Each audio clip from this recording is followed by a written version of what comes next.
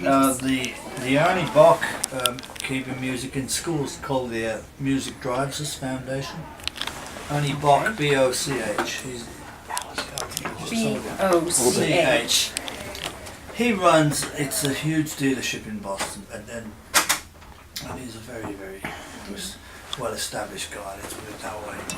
And his foundation is to keep music in schools. That's the primary thing, and it's called Music Drives. Okay.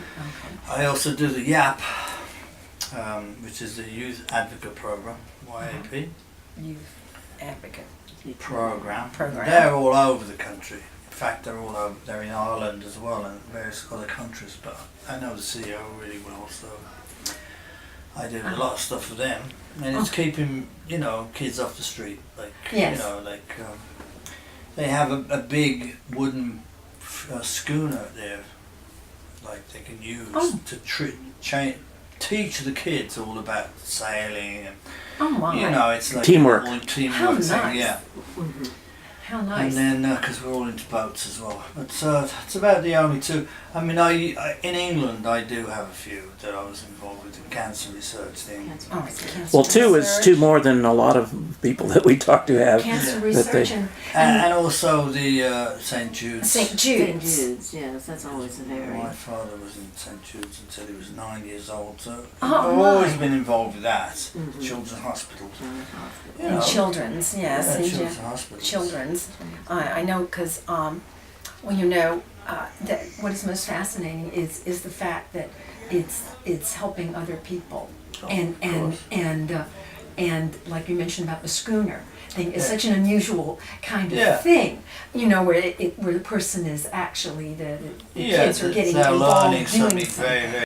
There's a school that I work with. It's called the Monmouth Academy of Musical Arts. Monmouth Academy. Academy. Of Musical Arts. And they are actually a bunch of school teachers who teach music. So that's one of my bands. They call the Criers, but it's one of the bands I use. So I do a lot of work for them. And there are various charities that they're involved in. But it's basically to teach kids music too. It's not just getting them off the street. That one of the jobs we're teaching them is music. So I think that's one of the... Because a lot of schools then, they're not having music anymore. No.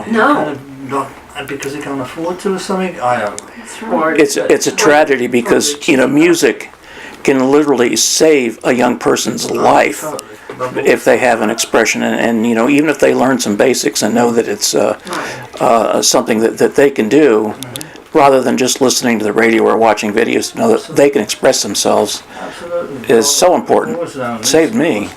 But yeah, we always had it when I was a kid. Yeah. Everybody had music classes. It was just part of the school, whether you were musical or not. You had that opportunity to. Yes. Right. Well, so did I. And singing, the choirs was a big thing as well. Oh yes, Choirs that's what I was did. huge. That's what I did. Our father was very involved with the music, the whole family. That's all I remember as a child.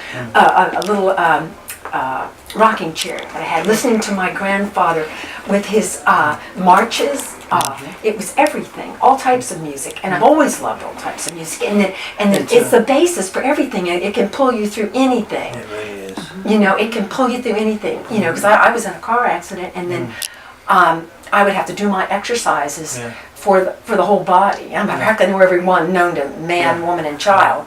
But it was due to the music that I was listening to. I would be almost crying because I had to use the muscles that were so injured, but I know what it is. Oh, the rhythm gives you an energy, of course. An energy. That's right. Well, I've always said that. Right. Yes. Nothing like music to healing properties of music.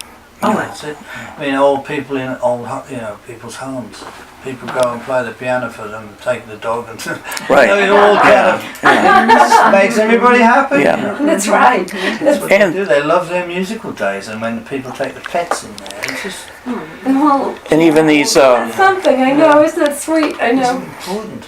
and musical therapy is becoming used for working with soldiers with PTSD Yes, and like the terrors and horrors that they've been through, and nostalgic music makes a big difference with that too. Like the work that you guys do. I mean, I know. you know, many years ago, my father was a musician, a piano player, and he used to go into the VA hospitals, and they started a program specifically for that. At that time, they still had World War I veterans that some of them had not spoken in 30 years, and you'd play a song that all of a sudden these guys would start to sing or, you know, hum along, and it's the first noises they might have made in 25, 30 years, and, you know, the power of what music can do.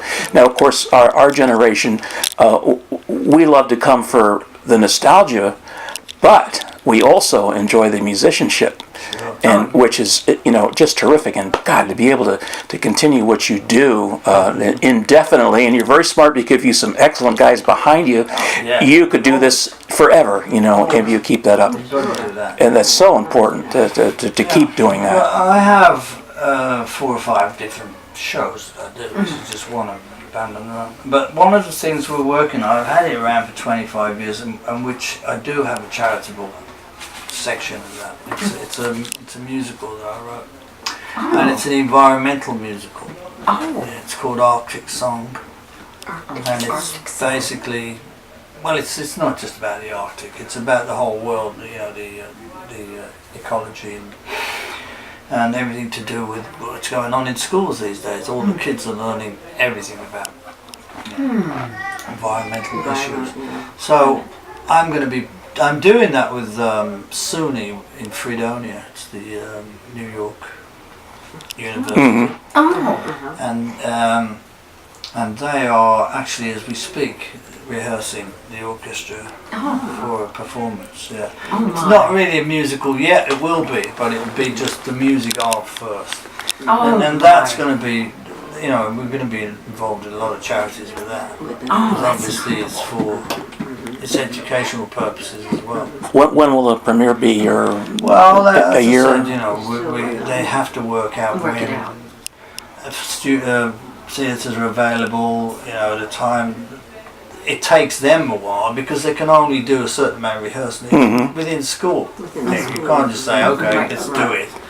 It's when they can get it done. So I would say it's going to be about at least another 6 months before we can actually perform the thing.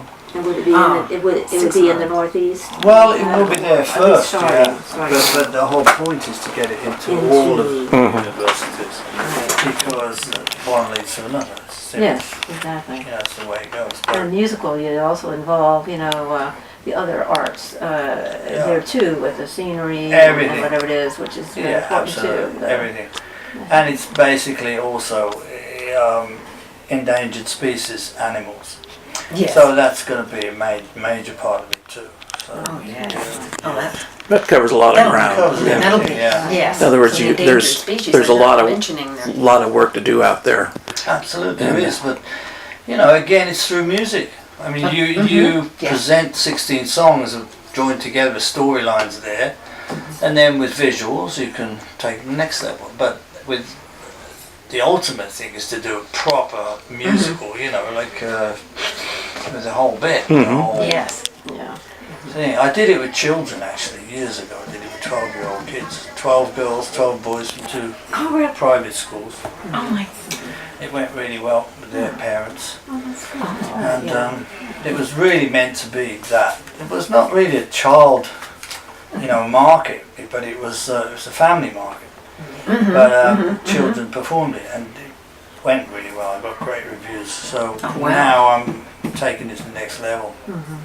It's wonderful that you want to involve, you know, with your talent and then to expand to these different areas. You have to do something new. To do that. And it's also something beyond yourself, something that means something to these people many years from now. And like, it's like the cycle it's always about that. Of giving back. It's always about very, I mean, the whole thing of performing is giving back.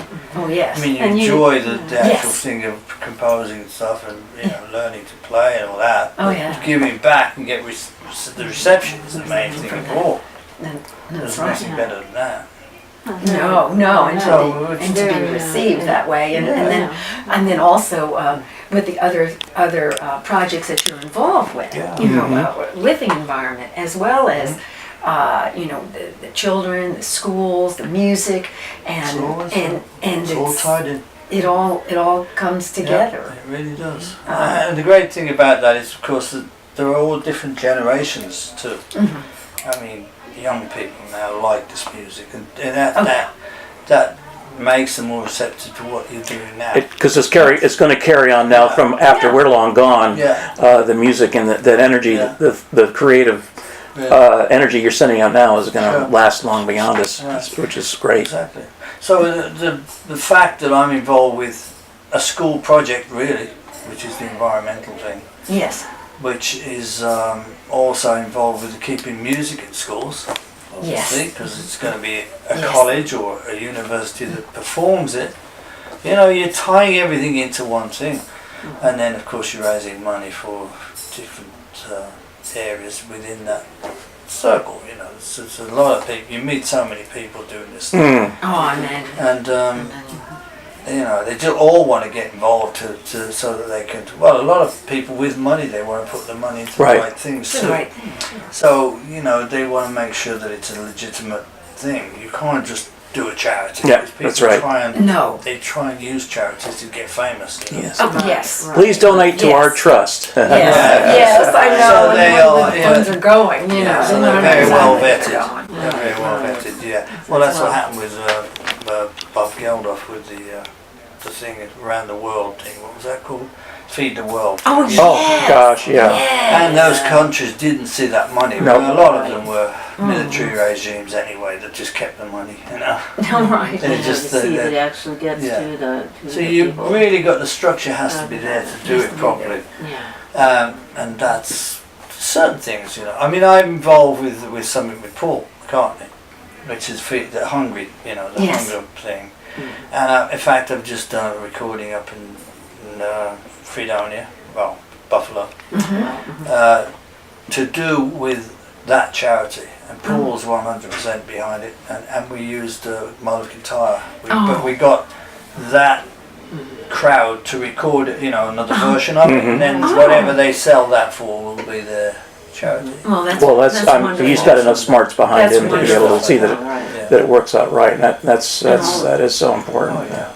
I know, and the fact that everyone working together for that sole purpose, is quite something. Well, when you have your opening, I'd love to come up and photograph for you and donate my services for that, and help with publicity. Use a little bit of extra help. Anybody's, I mean, we are open to anybody who's got some kind of talent who can help, obviously.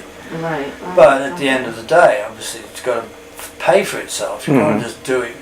Everybody has to make something out of it, and then whatever can be donated gets donated. But you've got to pay.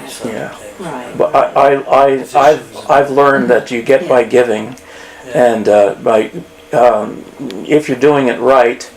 I often find that by giving my services, I do a better job, and then somehow magically the money comes. It does, 'cause you feel better. I don't know why, but it just it's not magic, but it's. Well, it's because you're giving, and people notice that, and they try to help you back, and so that energy, gives you the opportunity to make money. Of course, you've got to make a living.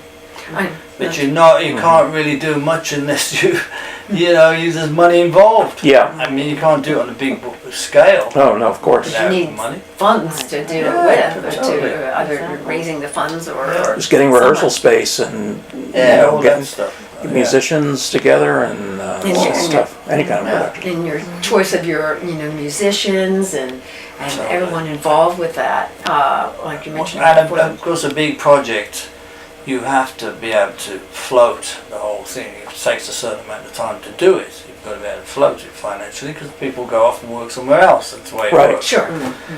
There's a lot of that. I mean, I can go out on my own and do what I want to do, but it involves so many other people. Didn't that even happen to you with Paul after John was killed and Paul didn't want to travel anymore, and those guys had to work, of course. No one would have wanted him to. You wouldn't want to. But doesn't mean that the other guys, you still have to eat and you still have to perform, you still have to work, and it's what tough. all about. That's what it is all about. And I'm sure he understood that too. Yeah, well, everyone does, and the whole thing, like you mentioned about your father, like being with like the St. Jude's, Danny Thomas really was, it was quite something different at that time period.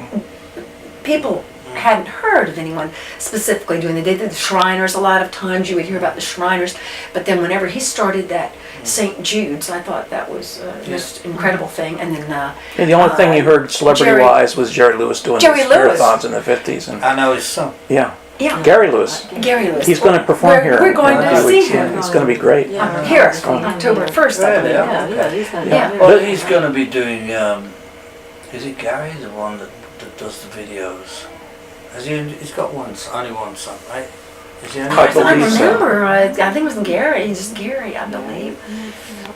Gary Lewis and the Playboys. Gary Lewis and Playboy. Yeah, I know of that. Yeah. Gary Lewis, but I thought he's got another He son may. He may well. I don't know. who does video and really? production, and he's doing something for us. I forget his Oh, name. really? It's not Gary though. It's